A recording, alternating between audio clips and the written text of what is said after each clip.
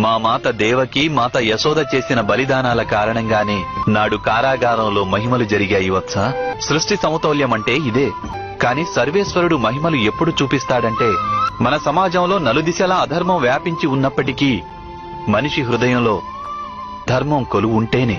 మనిషి సంఘర్షణల పట్ల భయభ్రాంతం కాకుండా ఎప్పుడూ పాపాన్ని ప్రతిఘటిస్తూ, మనిషి తన శాయశక్తులా ప్రయత్నిస్తూ తుదిశ్వాస వరకు యుద్ధం చేస్తాడో అప్పుడు వాని రక్షణ కోసం సర్వేశ్వరుడు మహిమలు చూపుతూనే ఉంటాడు వత్స.